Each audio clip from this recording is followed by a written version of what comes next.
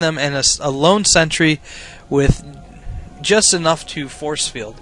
So we'll see if that comes into play. Oh, nice. Sorry decides to split his force into two. Looks like he's going to be picking off most of these zealots, maybe even the stalkers if he can get in range. Looks like he does it again. Very nicely done. Oh, so SnowKiss responds with a force field of all of his own.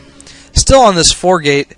Not sure if this is going to be completely effective for SnowKiss, seeing as how well Sorry defended it.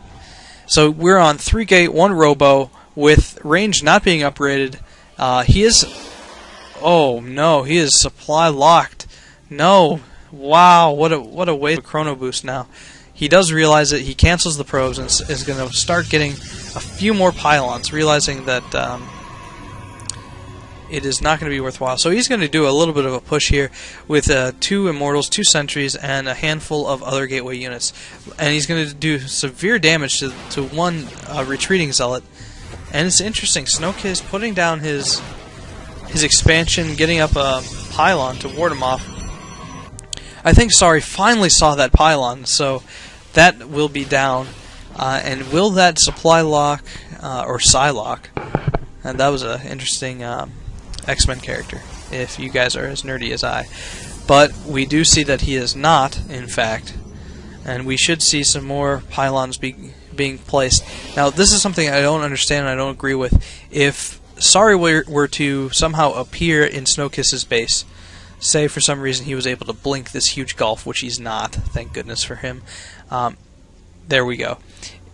1 pylon would just completely destroy anything and everything he tried to do. So continued aggression from Sorry in that position would severely limit what SnowKiss would be able to do. But we do have 2 more. This is a very nasty force.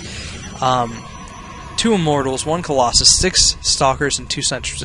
If you get some zealots up front, this could be a very, very nasty force. Range being upgraded for colossi, and we do have enough for an observer coming out, and that's a very, very strong tactic for him right now. A real robotics bay for maybe real colossi. His expansion just getting up for SnowKiss. A bunch of sentries, so we might see some more hallucination play, but since this observer is out, it will severely affect the effectiveness of it. Still mainly on a zealot heavy army. Wow. But we do have an hallucinated phoenix doing the scouting for him.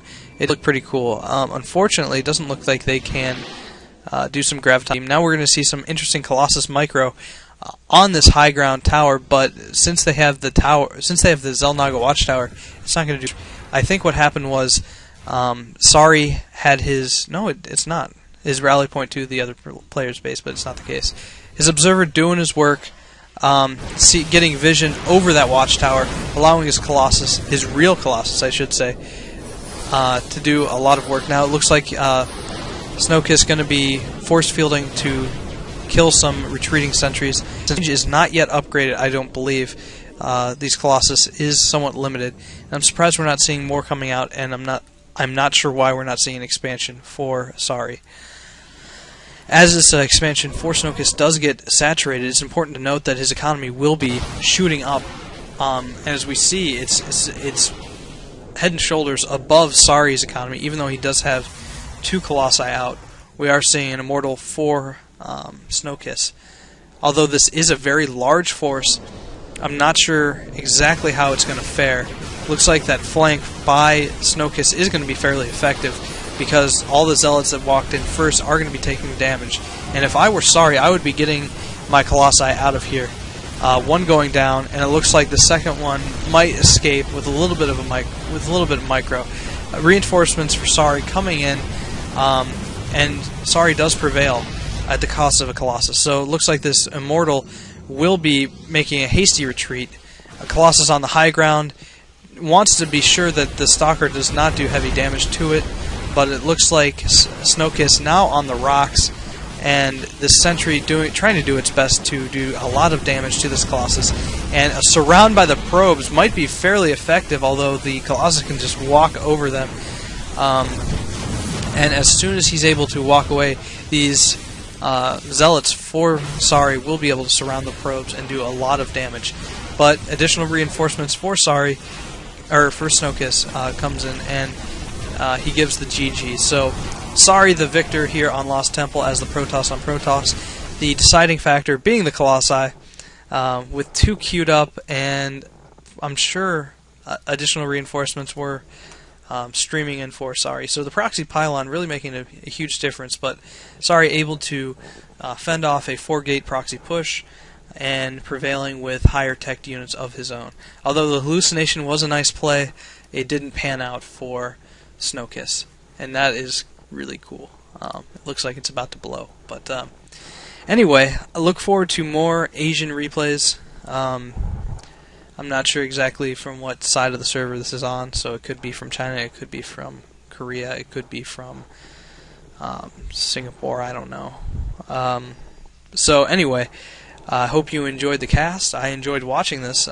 If we check the AM, it is head and shoulders above what I could do. I would top off around 68 to 70 in a good game.